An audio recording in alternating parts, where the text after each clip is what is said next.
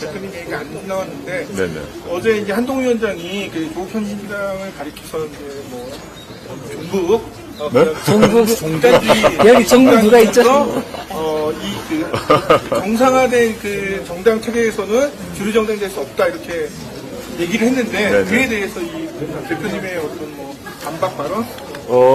한동훈 비대위원장이 이제 처음에는 한동훈 비대위원장이 조국 또는 조국혁신당에 대한 발언의 변화가 있습니다. 역사를 한번 보셔야 되는데 짧지만. 첫째는 한동훈 비대위원장은 조국혁신당은 또는 조국은 국회에 입성을 전혀 못할 거라고 말씀을 하셨던 것 같아요. 근데 그렇지 않을 것 같습니다.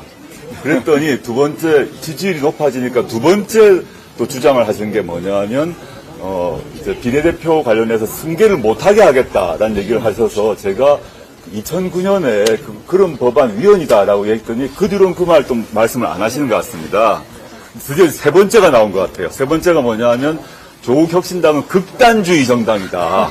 극단주의 정당이란 건데 일단 극단주의란 말 쓰게 되면 제가 테러나 방화나 이런 걸 해야 될 것 같은데 전 테러나 방화를 할 생각은 없고 그다음에 극단주의란 말을 갖고 있는 뭐 제가 아무리 봐도 극단주의처럼 생기진 않으신 것 같습니다.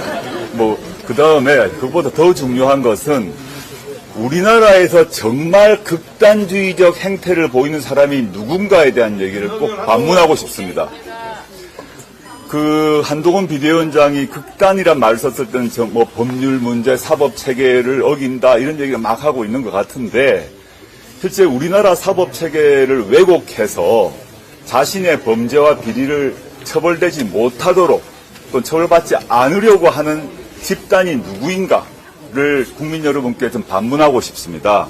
지금 그 극단주의란 말 안에 이제 들고 있는 뉘앙스로 저희가 뭐 헌법을 부정한다거나 사법 체계를 부정한다거나 이런 말들을 아마 끼워서 하고 있던데 지금 보면 당장 그 말을 한 한동훈 비대위원장부터 극단이란 말에서 제가 역으로 묻고 싶습니다. 여기 계신 국민 여러분 중에서 휴대전화 비밀번호를 27개 극단적으로 긴 휴대전화 비밀번호를 갖고 계신 분 몇 분 계세요? 27개. 대부분 4개, 보통 한 6개 정도 합니다. 오늘 오지 않으셨습니다만 저희 비례후보 중에 1번이 박은정 부장검사신데, 전 부장검사신데, 그분은 윤석열 한동훈 검찰 라인에서 그분에 대해서 감찰을 했습니다. 조사를 했습니다. 그러면서 박은정 후보 보고 비밀번호 풀으라 그랬어요. 박은정 후보는 자신의 비밀번호를 윤석열 검찰에게 내줬습니다. 자기 공개했어. 떳떳하기 때문에.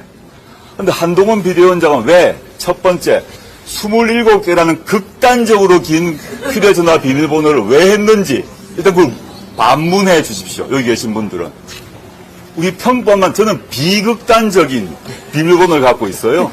그럼 27개의 그렇게 긴 번호를 설정한 이유는 숨기고 싶은 것이 그 휴대전화에 있기 때문입니다. 무엇을 숨기고 싶으냐? 당연히 공수처가 공모 혐의로 의심했던 손준성 검사와의 공모죠.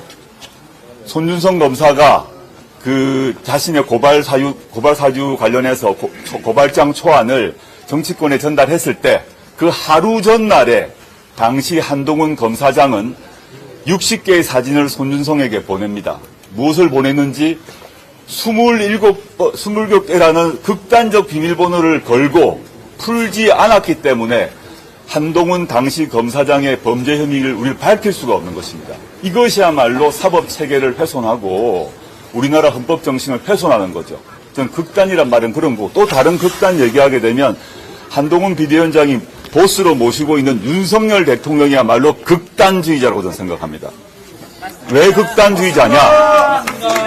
극단이라면 통상적 진보 보수의 범위를 벗어난다는 겁니다. 우리나라 사회는 진보 보수 다 있어야 합니다. 진보도 있고 보수도 있죠. 근데 극단이라 하면 그 외곽을 그 범위를 넘어서야 되는데 단적인 예가 뭐냐?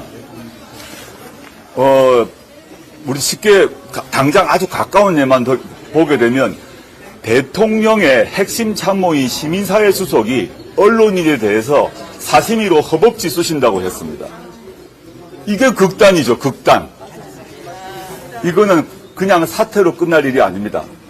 언론에 대해서 겁박을 하고 협박을 한 거거든요. 형사처벌 대상입니다. 우리나라 판례에 따르게 되면 협박을 했을 때 협박 상대자가 겁을 진짜 먹었는지 안 먹었는지는 중요하지 않다라고 우리나라 대법원 판례가 되어 있습니다. 신 후보님 맞죠? 네. 변호사시고 저는 교수니까 우리나라 협박죄 판례가 있습니다. 그 협박을 받았던 그 언론인이 뭐 덜덜덜 정말 그렇지 않아요. 고지를 하면 해칼로 허벅지를 찌른다, 2번 찌른다 말이 겁나는 일이에요.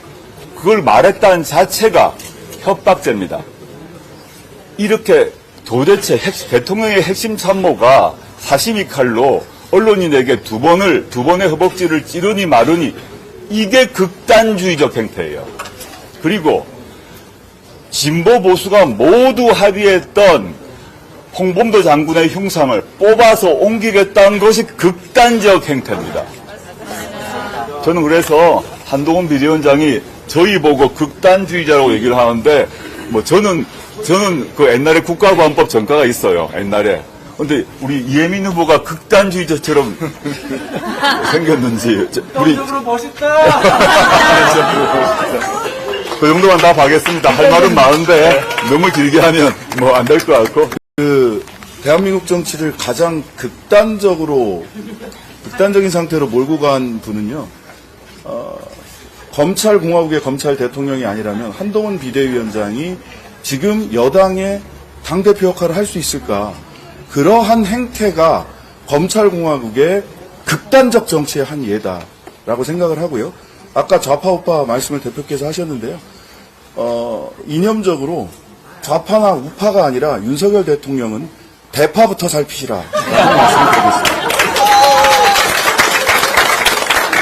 제가 극단 관련해서 하나만 더 말하자면 아까 빼먹은 게 있는데 4.3을 말씀하셨기 때문에 지금 4.3에 대해서 국민의힘 그 대전시당 후보 그 다음에 현역 태영호 의원 등이 4.3에 대해서 폄훼 발언을 하고 있습니다.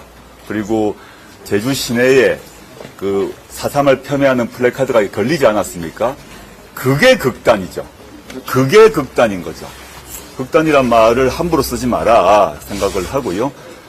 저는 극단이란 말을 써서 자신들의 극단을 감추려고 하는 그런 말장난이라고 생각하고 한동훈 비대위원장은 자기 집안 단속부터 하고 자기 집안 국민의힘에서 4.3을 폄훼하는 그런 발언하는 사람들에 더 징계를 하든가 그거부터 자기 집안 단속하고 저희 당에 대해서 뭐 언급을 했으면 좋겠다. 저는 뭐 초조한 건 알겠는데 집안 단속이나 했으면 좋겠다 싶습니다. 네.